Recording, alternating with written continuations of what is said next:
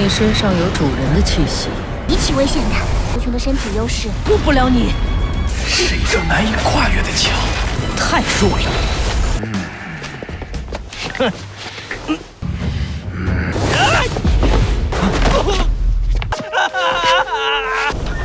外星飞船舱，巴巴塔，我准备好了。你身上有主人的气息，极其危险的。族群的身体优势，顾不了你。是一道难以跨越的墙，太弱了。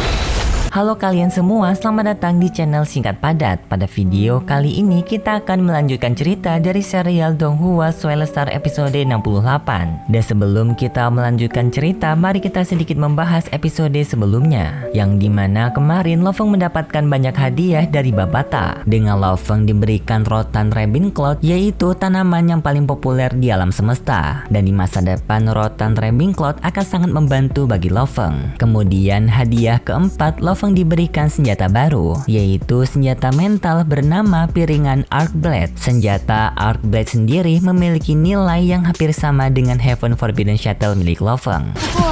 Kemudian Babata menunjukkan 3 akun alam semesta milik Tuan Huyanbao. Ketiga akun bank tersebut memiliki uang serta harta yang melimpah. Namun Loveng tidak bisa menggunakannya sekarang sampai Loveng bisa naik ke tingkatan yang lebih tinggi agar Loveng tidak serakah. Dan Babata kembali meminta tolong kepada Loveng untuk membawa kelima pelayan dari Tuan Huyanbao kembali ke bintang jika Loveng ada kesempatan. Kemudian Loveng pun memasukkan semua mayat tersebut ke dalam cincin penyimpanan alam semesta. Babata pun memberikan armor lengan khusus kepada Loveng yang memiliki inti kristal di dalamnya. Dan karena Babata merupakan makhluk intelijen, ia bisa tinggal di dalam armor tersebut. Kemudian mereka keluar dari pesawat bintang meteoroid. Lalu Loveng menyimpan pesawat bintang meteoroid tersebut ke dalam cincin alam semestanya agar tidak diambil oleh orang lain. Kemudian pun mereka pergi menuju ke atas permukaan dan lalu mereka masuk ke dalam jet pribadi Loveng. Di sana Babata muncul untuk mengotak-atik sistem pesawat. Babata mengubah sedikit program dari pesawat ini agar otoritas pemimpin Hong menjadi yang kedua, dan Babata menjamin pemimpin Hong tidak akan menyadari jika dirinya telah membajak pesawat pemimpin Hong. Kemudian rotan Ravenclaw dikeluarkan dari tas Loveng. Babata menyampaikan kalau ia setelah ini akan melatih Loveng dengan sangat ketat, dan jika Loveng sudah sampai ke tingkatan Domain Master, maka Babata akan mengenali Loveng sebagai majikannya yang baru. Setelah melakukan perjalanan, Loveng akhirnya telah sampai di markas besar Aula Jingxia untuk bertemu dengan pemimpin Hong. Di depan Babata pun menyadari jika markas besar dari Aula Jingxia merupakan pesawat luar angkasa Star Mark yang telah mengalami kerusakan parah. Babata menyampaikan jika suatu saat mereka melakukan perjalanan ke luar angkasa, mereka harus membuat pesawat pribadi mereka sendiri. Walaupun pesawat luar angkasa itu ukurannya kecil, karena pesawat bintang meteoroid sangat sulit untuk diperbaiki. Jadi merakit pesawat luar angkasa ukuran kecil merupakan pilihan yang terbaik menggunakan bahan-bahan rosokan dari pesawat luar angkasa yang telah rusak. Loveng pun mempunyai ide untuk mencari reruntuhan pesawat yang dimaksud oleh Babata, yang dimana sekarang 5 negara besar telah mengambil runtuhan pesawat tersebut. Jadi alangkah lebih baik jika Loveng menjalini komunikasi yang baik dengan 5 negara besar agar mereka bisa mendapatkan material yang mereka inginkan, seperti HR Alliance atau Serikat Perdagangan Material. Dan Loveng bisa memakai kristal Muya sebagai alat penukaran material yang sangat tinggi. Jadi pengumpulan material pesawat luar angkasa akan jauh sangat mudah. Babata pun berpamitan dengan Loveng. Dan sekarang kita melanjutkan cerita dari serial Donghua Swellstar episode 68. Loveng yang telah berhadapan dengan pemimpin Hong menyampaikan kalau ia ingin menukarkan beberapa harta. Pemimpin Hong pun dengan senang hati menerima permintaan Loveng. Lalu pemimpin Hong menampilkan harta-harta yang dapat Loveng tukarkan. Dari dalam kristal, Babata juga membantu Loveng mencarikan bahan-bahan yang dibutuhkan oleh Loveng. Namun sayang, Babata tidak menemukan bahan-bahan reruntuhan dari pesawat luar angkasa.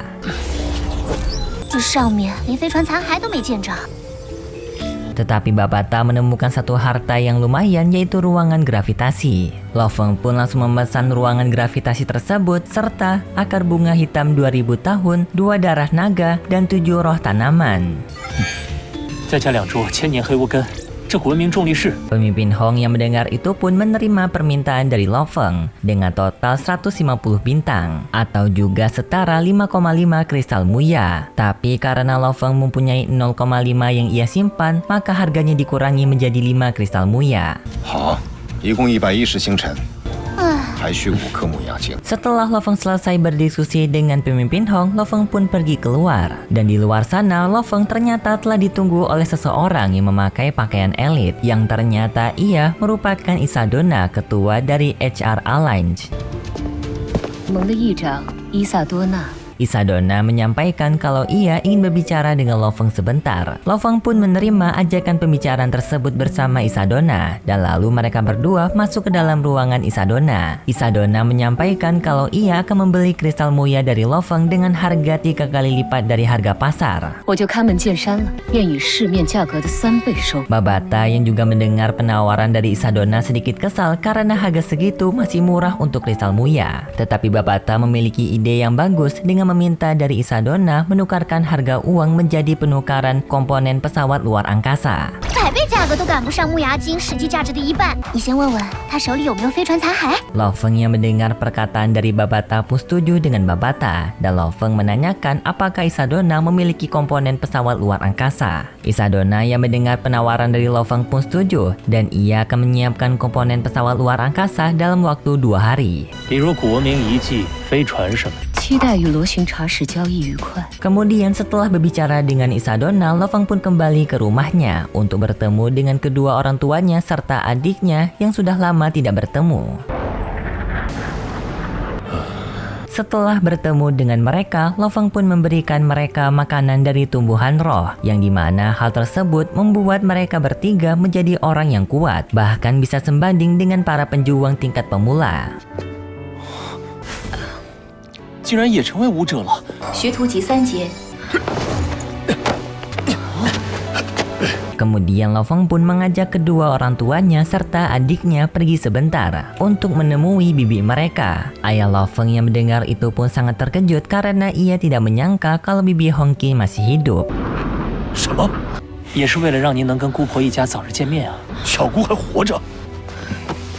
Sedangkan Babata malah kesal melihat Lo Feng yang malah membuang-buang waktu bertemu dengan kerabat. Padahal dengan tingkatan Lo Feng yang sekarang 1 detik sangatlah berharga. Lo Feng menjawab kalau ia melakukan hal ini untuk kedua orang tuanya. Lo Feng bisa menjadi lebih kuat karena ingin melindungi keluarganya. Jika menjadi kuat namun tidak berarti, maka hal tersebut sama saja tidak berguna. Babata yang mendengar jawaban Lo Feng pun hanya bisa tersenyum. 至于这么兴师动众？ 这会让变强失去意义。这是爸妈的心愿。 Tidak lama kemudian, Lo Feng mendapatkan panggilan dari Ah Wen. Ia menyampaikan kabar buruk kalau bibi Hongqi sedang menderita serangan jantung dan ia sedang dirawat di rumah sakit. 阿峰，罗红琴奶奶突发心脏病住院了。 Lo Feng bersama keluarganya yang mendengar itu pun sangat terkejut dan mereka langsung pergi ke rumah sakit. Setelah sampai di rumah sakit, mereka pun langsung menuju ke kamar perawatan dari bibi Hongqin. Dan di sana ayah Lo Feng sangat bahagia karena bisa bertemu kembali dengan sang bibi. Begitu juga dengan sang bibi yang melihat ayah Lo Feng. 罗红琴奶奶是住这个病房吗？你还认得我吗？你是一个你吧？ 我是红国。 Sang bibi sendiri berada di kamar perawatan ini bersama cucu perempuannya Tang Yun. Namun di saat pertemuan mengharukan tersebut, tiba-tiba saja ada seseorang yang masuk ke dalam kamar mereka dengan cara yang tidak sopan. 红国叔叔， 班长好，哎，有客人呢。 Tang Yun yang melihat mereka sangat kesal dan meminta mereka untuk pergi. Dan orang yang sedang dihadapi oleh Tang Yun adalah Wang Xian. 奶奶已经被你吃的病重了，你还想怎样？ 还不是只是想把你娶进门。 Lo Feng yang mendengar nama dari Wang Xian merasa tidak asing karena dulu ia pernah berhadapan dengan orang yang bernama Wang Xipin, yang dimana dulu Wang Xipin merupakan orang yang mengancam Lo Feng karena Lo Feng berdekatan dengan Xu Xin. Lo Feng pun menyadari jika Wang Xian dan Wang Xipin merupakan saudara dan mereka berdua merupakan keluarga dari kerajaan ibu kota. Ternyata kedatangan Wang Xian menemui Tang Yun untuk mengajak Tang Yun menikah. 不知道有多少人。我绝对不会嫁给你这个纨绔 Namun di sini Tang Yun tidak mau menikah dengan Wang Xian, jadi Wang Xian terus-menerus memaksa Tang Yun untuk mau. Dan cara-cara tersebut dengan meneror Tang Yun, seperti menghancurkan bisnis keluarga Tang Yun, membuat nenek Tang Yun menderita penyakit jantung, serta mempersulit operasi dari nenek Tang Yun, yang membuat kondisi nenek Tang Yun semakin parah karena dokter-dokter yang merawat dari nenek Tang Yun diteror oleh Wang Xian. Lo Feng yang melihat sikap dari Wang Xi'er pun kehabisan kesabaran dan ia menghentikan mereka. 今天刚从江南基地市过来，我是影行姐的表弟。 Wang Xi'er yang tidak terima diganggu oleh Lo Feng meminta kepada anak buahnya menyerang Lo Feng. Namun di sini anak buah dari Wang Xi'er menyadari jika Lo Feng bukanlah orang biasa, karena dulu mereka pernah melihat berita kalau Lo Feng merupakan inspektur baru dari kota Jingnan. Anak buah Wang Xi'er mencoba memberitahu kepada Wang Xi'er untuk tidak mengganggu Lo Feng. Namun Wang Xi'er tidak peduli dan ia tetap menyuruh kepada anak buahnya untuk menyerang Lo Feng. Salah satu anak buah dari Wang Xi'er mencoba menyerang duluan ke arah Lo Feng. Namun anak buah tersebut malah terpental padahal Lo Feng tidak ada menyentuh dirinya.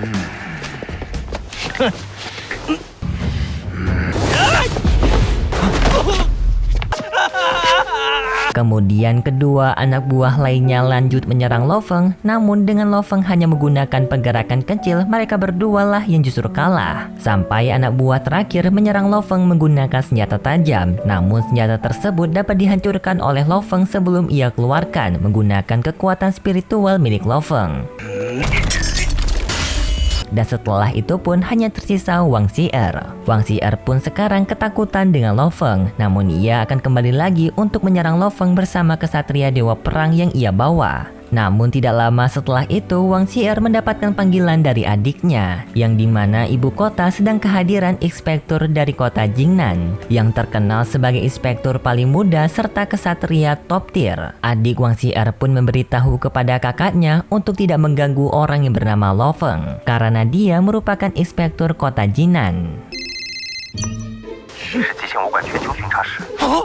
罗峰， Wang Xi'er yang mendengar itu pun sangat ketakutan dan ia segera lari meninggalkan Lo Feng. Tetapi tidak lama setelah itu prajurit keamanan datang untuk menahan Wang Xi'er karena Wang Xi'er dituduh sebagai orang yang telah menghilangkan beberapa prajurit. Dan jika Wang Xi'er mencoba kabur, maka mereka berhak untuk membunuh Wang Xi'er di tempat.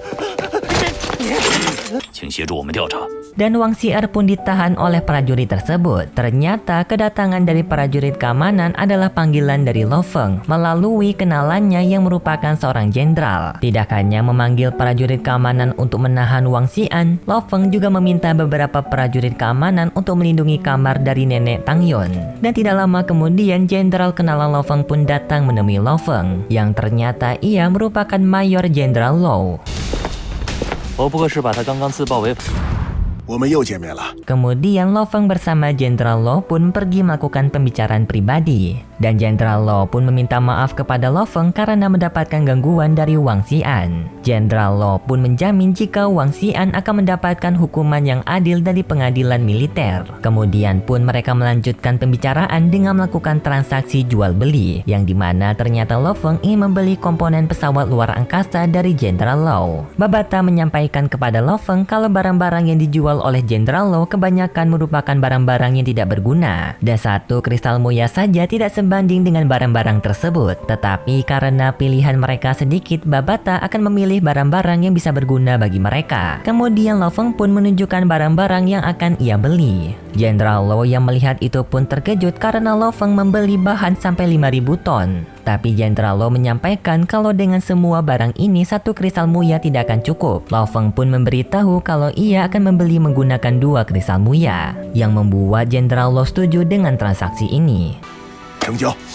Tetapi setelah itu Babata marah kepada Lo Feng karena barang-barang yang Lo Feng telah beli tidak sepadan dengan 2 kristal muya, bahkan setengah kristal muya sekalipun. Lo Feng menyampaikan kalau ia menyadari hal tersebut, namun ia melakukan hal ini untuk mendukung negara tanah airnya. Kemudian pada malam harinya setelah Lo Feng bertemu dengan semua keluarganya, Lo Feng pun kembali ke pesawat pribadinya untuk melakukan latihan bersama Babata. 外星飞船舱。 巴巴塔，我准备好了。 Babata pun menyampaikan kalau Lo Feng harus bisa menjadi lebih kuat dengan cepat karena jika tidak maka peradaban asing bisa saja datang ke bumi dengan mengambil semua sumber daya serta menghancurkan bumi. Dan pada saat itu Lo Feng harus sudah siap menghadapi mereka. 曾经降临于地球。刚刚贾爷的物品清单里令我想到一个问题。 Namun sayang sebelum latihan Lo Feng dimulai, episode 68 dari serial Donghua Solar berakhir. Dan berikut sedikit preview dari episode selanjutnya, yang dimana diperlihatkan kalau besok Lo Feng akan bertarung melawan dengan salah satu anak buah dari Tuan Huyanbo yang memiliki kekuatannya sangat kuat, bahkan Lo Feng dianggap lemah oleh anak buah tersebut. 你身上有主人的气息，比起危险的，无穷的身体优势。误不了你。 是一种难以跨越的墙，太弱了。 Oke guys, terima kasih buat kalian semua yang sudah menonton video ini sampai akhir. Jika kalian suka dengan video kali ini, bisa beri like serta subscribe dan sampai jumpa di video selanjutnya. See ya.